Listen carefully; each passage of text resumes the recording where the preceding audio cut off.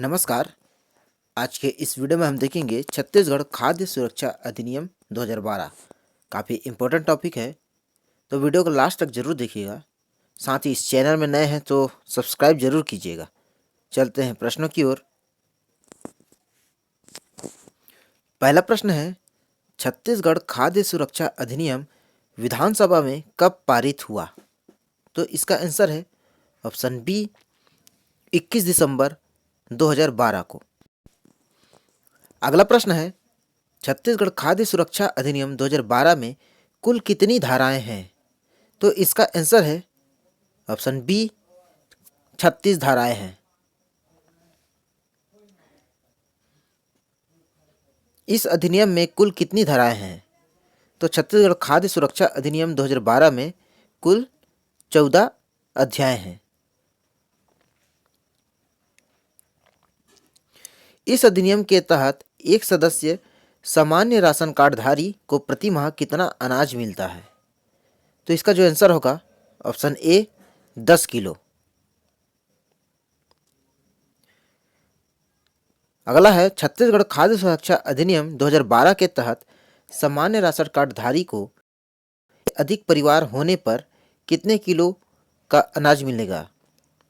तो इसका आंसर है ऑप्शन सी 35 किलो अनाज मिलेगा। एक परिवार में एक से अधिक सदस्य होंगे तो उसे 35 किलो अनाज मिलेगा।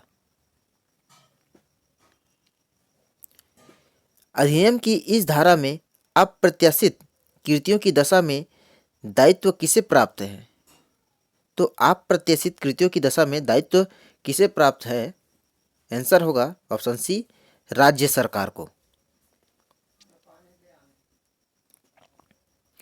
अगला प्रश्न है, निगरानी समिति के कार्य क्या है? तो निगरानी समिति के जो कार्य है क्या है? इसका आंसर है ऑप्शन बी सभी योजनाओं का नियमित परीक्षण करना। तो जितने भी योजनाएं आते हैं उनका नियमित परीक्षण करना निगरानी समिति के कार्य हैं। अधिनियम की इस धारा में कल्याणकारी योजना बनाने और जारी रखने की शक्ति किसे प्रदान की गई है? राज्य सरकार को, जिला कलेक्टर को, नोडल अधिकारी को, केंद्र सरकार को। तो इसमें जो सही आंसर है ऑप्शन ए राज्य सरकार को। निगरानी समितियों के सदस्य में शामिल होंगे तो कौन शामिल होंगे? स्थानीय प्राधिकारी, अनुसूचित जनजाति व जनजाति, महिला वर्ग। तो इसका जो आंसर होगा डी उपयुक्त सभी। निगरानी समिति के सदस्यों में ये तीनों शामिल होंगे।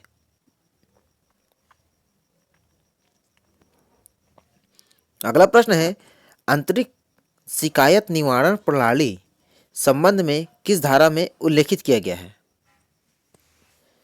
तो यह कौन सी धारा में है? इसका सही आंसर है ऑप्शन बी धारा 19 में है। अगला प्रश्न है, स्थानीय निकायों की भूमिका के संबंध में क्या सही नहीं है? तो क्या सही नहीं है इस प्रश्न में बताना है। इसका जो आंसर होगा ऑप्शन सी अभिलेखों की पूर्ण पारदर्शिता। अभिलेखों की पूर्ण पारदर्शिता इसका सही। छत्तीसगढ़ खाद्य सुरक्षा अधिनियम की अनुसूची में संशोधन करने की शक्ति किसे प्राप्त है? तो 4 ऑप्शन है, जिला कलेक्टर, राज्य सरकार, केंद्र सरकार या नोडल अधिकारी। तो इन चारों में अधिनियम की अनुसूची में संशोधन करने की शक्ति किसे है? इसका जो सही आंसर है ऑप्शन बी राज्य सरकार को। अपवर्जित परिवार में शामिल नहीं होते हैं।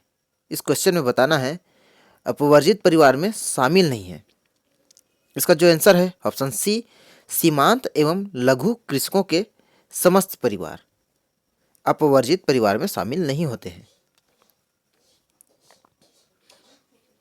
इस अधिनियम के अंतर्गत खाद्यान्न में शामिल है।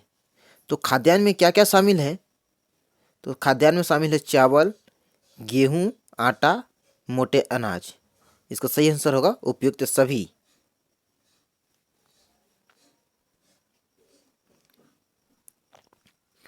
विशेष समूह में शामिल होते हैं। तो विशेष समूह में कौन शामिल हैं? तो इसका आंसर है इनमें से सभी: निराश्रित परिवार, आवासहीन परिवार, प्रवासी परिवार। तो ये सभी शामिल होते हैं। बच्चों के लिए पोषण आहार सहायता संबंधित किस धारा में दिया गया है? तो पोषण और आहार से सहायता संबंध धारा 5 में दिया गया है। भूख की दशा में सहायता प्रदान करने हेतु मार्गदर्शिका तैयार करते हैं। तो कौन तैयार करता है? इसका आंसर है राज्य सरकार।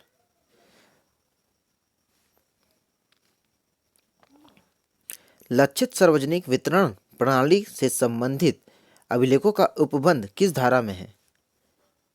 तो इसका जो आंसर है ऑप्शन डी, धारा 22 में है। निगरानी समितियों में कितनी संख्याएं होती हैं? तो निगरानी समितियों की जो संख्या है कितनी होती है? आंसर है डी, 4।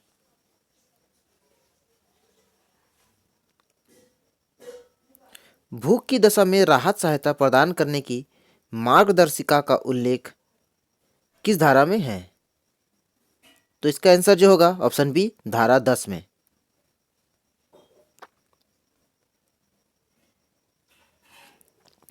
विशेष कमजोर समाज समूह में शामिल होते हैं। तो इसका आंसर होगा ऑप्शन डी, सभी शामिल होते हैं। कौन कौन है? तो ऐसे परिवार जिनके मुखिया विधवा अथवा एकाकी महिला हैं, ऐसे परिवार जिनके मुखिया लाइलाज बीमारी से पीड़ित हैं, ऐसे परिवार जिनके मुखिया एक निःशक्त व्यक्ति हैं। तो ये सभी शामिल है विशेष कमजोर सामाजिक समूह में। खाद्य सुरक्षा के प्रावधान किस अध्याय में दिए गए हैं?